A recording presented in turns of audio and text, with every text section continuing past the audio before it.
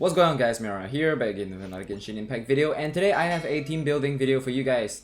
So I would like to share with you guys just some of the team building tips and tricks that I use to make my team balanced and efficient, and this may not apply to everybody, so do take note of the tips that you need and apply them to your team.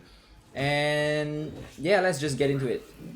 So tip number one is never limiting yourself to one team only. So what I mean by that is never sticking to only 4 characters, and you should always be looking to diversify your pool.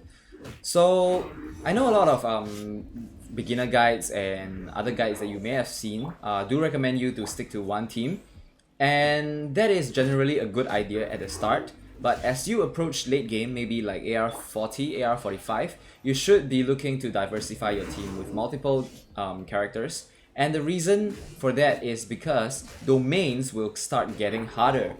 So if domains get harder, you do need certain elements that are specific to that domain to clear the domain. And it will be difficult if you don't have the specified element. Also, another thing about diversifying your team and expanding your pool is, of course, the Spiral Abyss. So Spiral Abyss starting from floor 5 will require 2 teams, so that is the minimum that I recommend. You should develop at least 8 characters because you have to clear the Spiral Abyss, and also you need diversification in your domain runs at the late game. So moving on to tip number 2, which is have an exploration team. So for those of you who are more hardcore and are sinking hours and hours into the game every day, and you are exploring a lot, I do recommend that you have an exploration team. So what I mean by exploration team is that you have a team that is built around traveling and, just looking for chests, looking for all the hidden puzzles and all that kind of stuff. So this may also apply to the new players who have not explored the entire map just yet. And what you should have in this team is for example, characters that decrease your stamina consumption, like Razor and Kaya, I believe. They do reduce the stamina consumption of sprinting. And also Amber and Venti, they decrease the stamina consumption of gliding. So these characters are very essential to your exploration team, because if you have a decreased stamina consumption, you can run further and glide longer. And also you can consider if you have Mona, she is very good for traveling on water, so that's also another thing.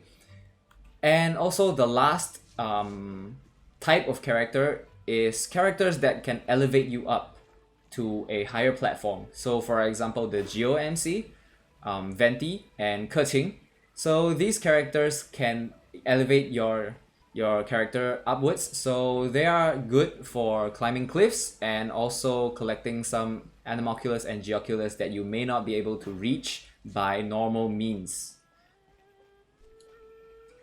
Moving on to tip number 3 is having multiple element types in your team. So Genshin Impact is a game that is very focused on elemental reactions to cause damage, so the more elements you have in your team, the more diversified your team will be to cause elemental reactions, and also you will be able to chain multiple reactions back to back, causing even more damage. And also, having a diversified team in terms of elements will also give you advantage towards certain enemies. So we all know that resources are limited, so you should try to diversify your team in terms of element to meet with different characters or enemies that need different elements to take them down. For example, domains are a good example, and also the Fatui guys, if you don't know, they spawn in groups of 3 to 4, and they all have different elements and do require different elements to take them down. And a good example will be the Electro Fatui, and that is something that I have been working on. So he is a Electro Fatui that has an Electro Shield, and if you try to overload him with Pyro, the damage is very low, and with Hydro also you don't get a good damage. But if you hit him with Cryo, then his shield goes down really fast. So that's just something to take note, and you should always be diversifying your team in terms of element. But with that being said, there is always the elemental resonance, and what that does is having two characters of the same element in a team will give you specific boosts. So for example, two pyro characters will give you a 25% attack boost, I believe. And that is very nice to have. So do always consider your options before you decide what to put in your team, and also what to invest. And last but not least, we have multiple weapon types. So it is not a must for you to get all different weapon types, but it is recommended that you have at least a claymore user and a bow user. And number one is because most of the claymore users are main DPS characters, and it is generally a good idea to have at least one claymore user because you need a claymore user for a lot of things. For example, breaking rocks to access chests, and also breaking ores for mining. And these are things that you can do with other characters like a sword, but a claymore would make it so much easier and so much faster. So I definitely recommend having a claymore in the team. And the next weapon would be bows, and bows are just generally good for long range combat and also for unlocking puzzles. So for example, you have totems or torches that you need to light up, no problem. With a bow, you can just stand at one place and shoot at the multiple totems or whatever you need to activate, and you would be able to activate it without much hassle. Whereas if you use a sword user or a claymore user, you have to actually get close to each individual totem or torch to activate them.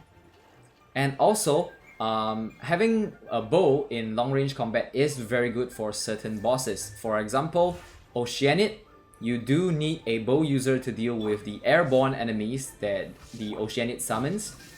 Otherwise, you could try Catalyst, but I found bow to be pretty good, especially Fischl, with dealing with the birds that the Oceanid summons. So yeah, that's all the tips I have for you guys regarding team building. I hope this guide has helped you at least a little bit, and you have a greater idea of how to build your team. So yeah, that's all from me today. Thank you guys so much for watching, and I'll see you guys in the next one. Peace!